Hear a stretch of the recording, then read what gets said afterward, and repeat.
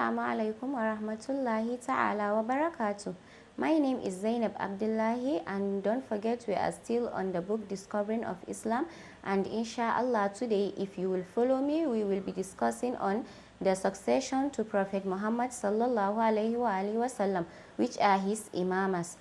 The universal messengers of Allah had successors. Allah appointed his messengers for the guidance of humankind. Yet Allah also appointed successors to the prophet and messengers as a matter of necessity. Abraham was succeeded by two of his sons, that is Ishmael, Isaac and Moses, and during his lifetime he was succeeded by his brother Harun. Similarly, Prophet Muhammad was succeeded by 12 distinguished successors, one after another. These successors were called imams and were appointed by Allah subhanahu wa ta'ala, not by humankind. The right to ordain imams belongs to Allah, and the Quran makes this point in many verses where it states that, "And remember when your Lord said to the angels, verily I am going to place a successor, that is the Khalifa," Quran 2 verse 30. And in another verse the Quran states, "And remember when the Lord of Abraham tried him with certain commands which he fulfilled. Allah said to him, verily I am going to make you a leader, that is Imam of mankind." That is Quran 2 verse 124. And Allah addresses Prophet David as such, "O David, verily we have placed you as a successor on earth," Quran 38 verse 26. And Allah subhanahu wa ta'ala also attribute the right of appointing leaders to himself. "We made from among them leaders, giving guidance under our command," Quran 32 verse 24. During the lifetime of Prophet Muhammad, he mentioned specifically the names of the leaders, that is the imamas that will come after him. The Prophet said that there will be 12 leaders, and all of them will be descendants of the Quraysh. The imams were the authority of Allah among humankind. The imams all had special personalities in matter of knowledge, forbearance, morality, and injustice. The 12 successors to Prophet Muhammad sallallahu alaihi wasallam are as follows. Now we will start by mentioning their names first. After mentioning their name, then we will now talk about their biography. But today we are going to only discuss about 6 of them.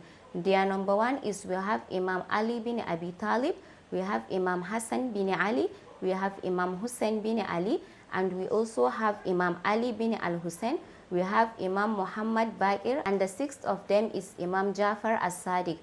So now we will be starting from Imam Ali. We will look at his biography, and we are also going to look at the biography of the rest. The first of them is Imam Ali bin Abu Talib, and his father's name is Abu Talib ibn Abdul Muttalib, and his mother's name is Fatima bint Asad, and he was born in Mecca on the 13th of Rajab, that is 23rd before Hijrah, which is equivalent to 600 CE, and he was murdered at the age of 63 while he prayed.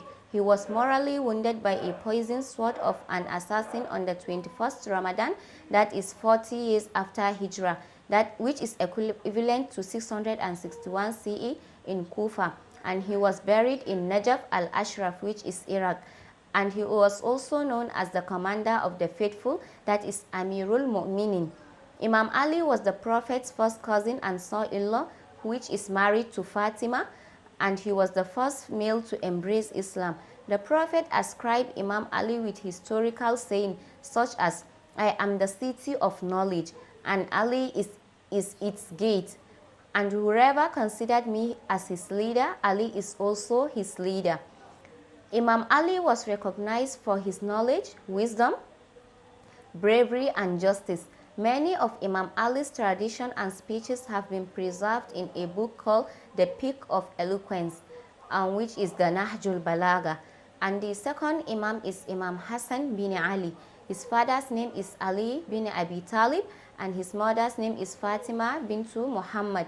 And he was born in Medina on the 15th of Rajab, that is 2nd after Hijrah, which is equivalent to 625 CE. And he died at the age of 46. He was poisoned under the direction of Muawiyah, and which is the governor of Syria on the 27th of Safar, which is 49 after Hijrah, which is equivalent to 670 CE. And he was buried in Al-Baqi Cemetery, which is based in Medina. Imam Hassan was the eldest son of Imam Ali and Fatima, and he devoted himself to the sacred mission of peaceful propagating Islam. He excelled all others in knowledge and spiritual perfections. He resembled the Prophet in forbearance and generosity. For example, the Imam shared beneficence toward a man who was verbally abusing him. The Imam approaches the man with a smile and he remarked, May peace be with you. I think you have just arrived in this town. If you need food, I can provide it for you. And if you need clothes, I can provide you with clothing. And if you need shelter, I can provide you a place to stay. If you need transportation, I can provide you with a ride.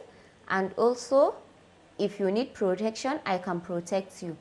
After hearing this, the man replied, I testified that you are the vigilance of Allah on earth, and Allah knows better of whom to entrust with this divine message. And the third Imam is Imam Hussein bin Ali. His father's name is Imam Ali bin Abi Talib, and his mother's name is Fatima bint Muhammad sallallahu alaihi wasallam. And he was born in Medina on the 3rd of Sha'ban, that is the 3rd after Hijrah, which is equivalent to 666, which is equivalent to 626 CE. And he was martyred at the age of 58 in Karbala, which is in Iraq, by the ruling army of Yazid ibn Muawiyah on the 10th of Muharram, that is 61 after Hijrah, which is equivalent to 680 CE, and he was buried there. Imam Hussein alayhi salam devoted most of his life to the following the footsteps of his father and his grandfather. During the time of the Umayyad dynasty, corruption and mischief prevailed. Imam Hussein took it upon himself to oppose the authoritative regime of Yazid. By the invitation of the people of Iraq, Imam Hussein left his home in Medina and enjoined to Kufa with his family and companions. Before reaching Kufa, about 60 miles south of Baghdad, on the plain of Karbala, Imam Hussein alayhi salam was unfairly surrounded by the Yazid army, and ultimately on the 10th of Muharram, Imam Hussein alayhi salam, his family and companions were massacred in an unequal battle. This day is known in Islamic history as the Day of Ashura. The Battle of Karbala represents the battle between truth and falsehood, good and evil, justice and injustice, oppression and freedom. Consequentially, the Imam became the beacon of light for the freedom of all Muslims. His martyrdom shook the foundation of the Muslim nation and stirred the consciousness of the people. Numerous revolutions and revolts followed Imam Hussein's martyrdom until the empire of Bani Umayyad collapsed. Ashura still plays a very significant role in the life of Muslims today, in that the sacrifices of the martyrs symbolize the endeavor to fight injustice and deviation for all the times of the society. This is just a brief history of Imam Hussein alayhi salam. Anyone who wants to know the history of Imam Hussein alayhi salam can go into research on different books. And the fourth Imam is Imam Ali bin al-Hussein. His father's name is Hussein bin Ali, and his mother's name is Shash Zanan, daughter of Yazdiga, that is the third king of Persia. He was born in Medina on the 15th of Jumada Awal, which is 36 after Hijrah, which is equivalent to 659 CE, and he died at the age of 58. He was poisoned by Walid ibn Abdul Malik ibn Marwan on the 25th of Muharram, which is 95 after Hijrah, which is equivalent to 713 CE. He was buried in Al-Baqi Cemetery, which based in Medina. He was known for his consistent worshipping and spiritual perfection in helping the needy. He used to carry bags of flour and bread in his back for the poor and needy families in Medina. He also left behind many legacies of spiritual guidance, prayers and supplications. Collections of his edited prayers are known as Az-Zabur, the Psalm of Al-Muhammad. Whenever a needy person approaches him for a help, the Imam will say, "Welcome to those who carry for my supplies to the next life." And this is also a brief biography of Imam Ali bin al-Hussein. And the fifth Imam is Imam Muhammad Baqir. His father's name is Ali Zain al-Abidin and his mother's name is Fatima bint Hassan.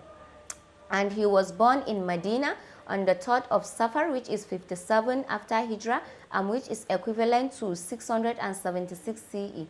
He died at the age of 57.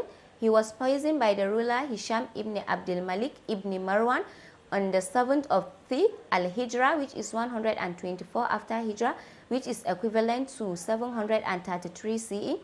He was buried in Al-Baqi Cemetery, which based in Medina. He was a man of great virtue and extensive knowledge.